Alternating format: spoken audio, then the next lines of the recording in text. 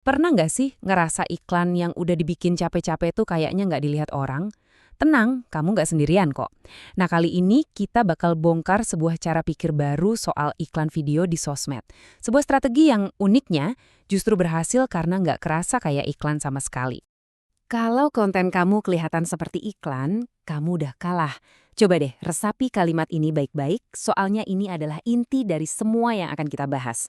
Di zaman sekarang, di mana jempol orang itu super cepat buat nge-scroll, mereka tuh bisa mencium bau-bau iklan dari jauh. Dan begitu mereka sadar itu iklan, ya udah lewat. Nah, ini dia tantangan utamanya. Gimana caranya kita jualan, tapi nggak kelihatan lagi jualan? Kedengarannya nggak mustahil ya. Tapi tenang aja, dalam beberapa menit ke depan kita akan bedah playbooknya satu persatu, langkah demi langkah. Oke, sekarang kita ngomongin bukti ya. Aturan jangan kelihatan kayak iklan, ini tuh bukan cuma sekadar firasat atau feeling-feelingan. Ini semua didukung sama angka-angka yang, jujur aja, cukup mengejutkan. Yuk kita lihat datanya bareng-bareng. Coba lihat data ini. Jelas banget kan? Iklan yang dibikin supaya terasa seperti konten buatan pengguna asli, atau yang sering kita sebut UGC, itu ternyata menghasilkan konversi 40% lebih tinggi dibandingin iklan-iklan mahal yang super kinclong. Bayangin, 40%.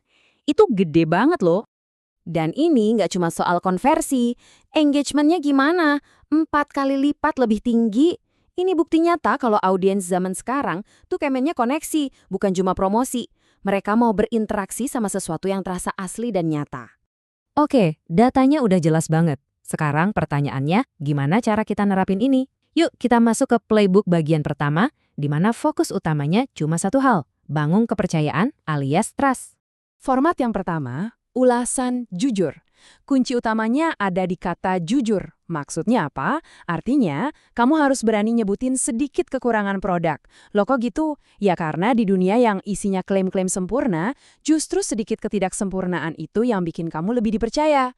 Format ini tuh ampuh banget buat produk yang hasilnya sangat personal, kayak skincare, suplemen, atau bahkan jajanan. Kenapa? Soalnya calon pembeli tuh pengen dengar dari orang beneran, bukan dari skrip iklan.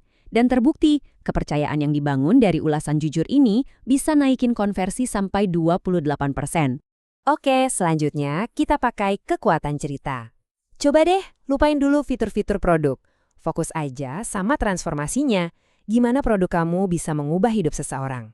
Karena cerita adalah jembatan paling cepat untuk membangun koneksi emosional.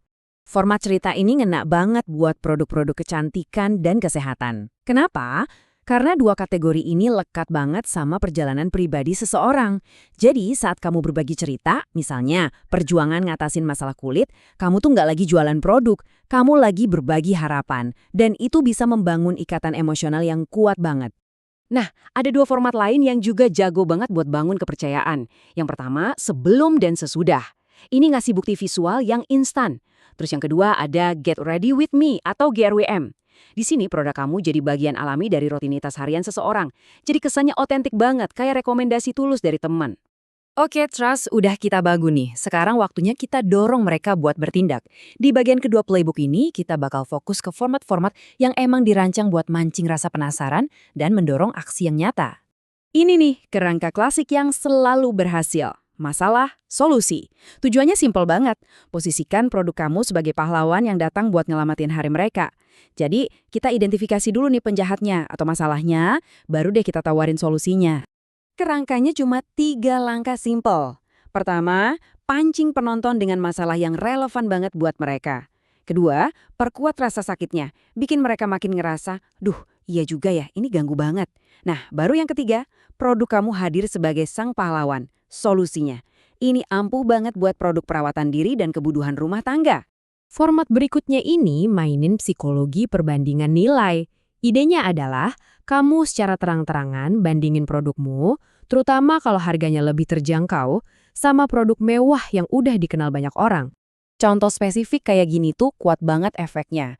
Waktu audiens ngelihat perbandingan harga yang jauh banget, langsung muncul pertanyaan di kepala mereka. Tunggu dulu, emang bisa produk yang jauh lebih murah ini ngasih hasil yang sama? Nah, rasa penasaran inilah yang ngedorong mereka buat cari tahu lebih lanjut.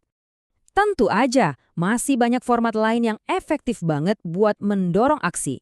Video unboxing misalnya bisa ngebangun antisipasi dan micu pembelian impulsif. Dupe alert bikin orang penasaran. Ulasan gaya ASMR itu unik dan bisa bikin orang nonton lebih lama. Dan jangan lupa, mukbang atau tes rasa ini sih potensi viralnya tinggi banget. Nah, setelah kita ngebahas semua format tadi, sekarang waktunya kita tarik benang merahnya. Sebenarnya, apa sih inti dari semua ini? Yuk kita simpulkan dalam satu pesan kunci yang penting banget. Jadi ini dia pesan utamanya. Ingat, audiens kamu itu buka media sosial buat cari hiburan dan koneksi, bukan buat disodorin iklan. Jadi berusahalah jadi bagian dari feed mereka, bukan jadi pengganggu feed mereka. Ujung-ujungnya, otentisitas itu bakal selalu menang lawan iklan mahal yang dipoles abis-abisan. Oke, sebagai penutup, saya mau ninggalin satu pertanyaan buat kamu renungin. Untuk video kamu yang berikutnya, coba tanyain ke diri sendiri, apakah ini sebuah iklan atau sebuah cerita? Apakah ini sebuah gangguan atau sebuah koneksi? Jawabannya bakal menentukan segalanya.